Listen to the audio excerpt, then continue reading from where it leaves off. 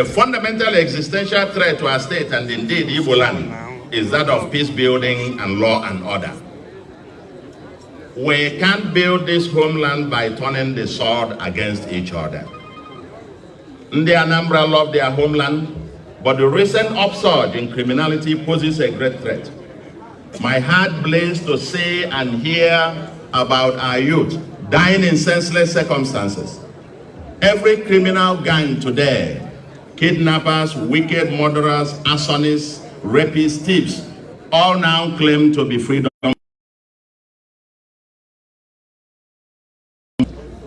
This must stop. All the stakeholders must now review both the narrative and the action plan.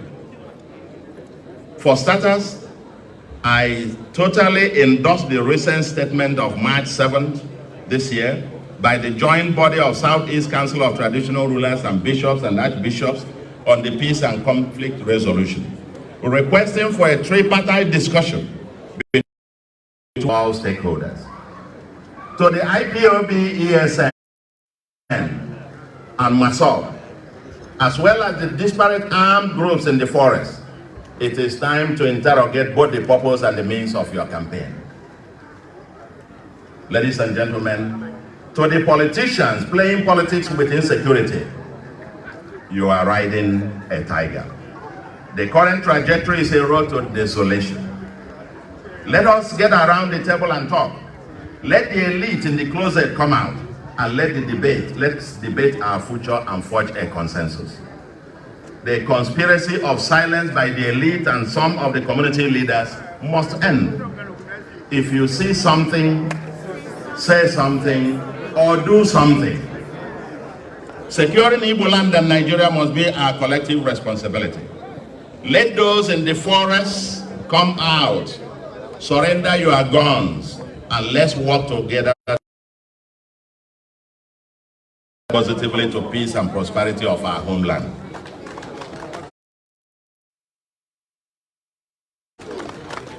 A significant part of our state economy is powered by artisans, keke drivers, vulcanizers, hairdressers, cat pushers, petty traders, bricklayers, women frying akara, and all those who depend on daily toil and sweat to feed their families.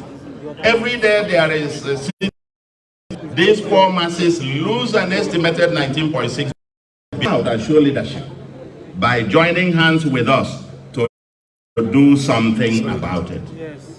If you love our homeland, there is no place for bloodshed. Our Lord Jesus Christ admonished us in Matthew 26, verse 52, quote, "Put your sword back in its sheath, for all die by the sword."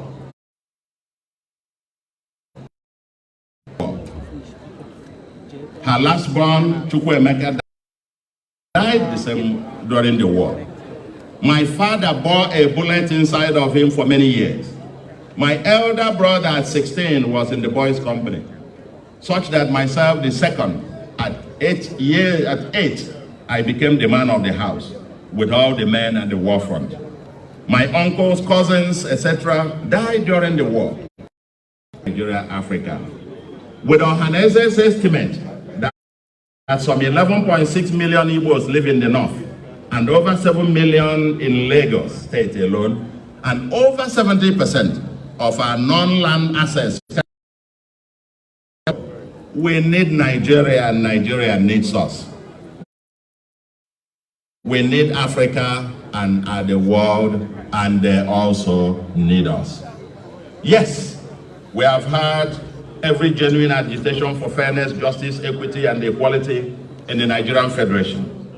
No, we refuse to turn our homeland into a crime scene and all manner of criminality. No group has ever succeeded in any struggle in history by turning the sword and this establishment, and as a matter of topmost priority. With good faith and hard work by all parties, I am convinced that justice, peace, and order will return to Anambra State and the Southeast within the short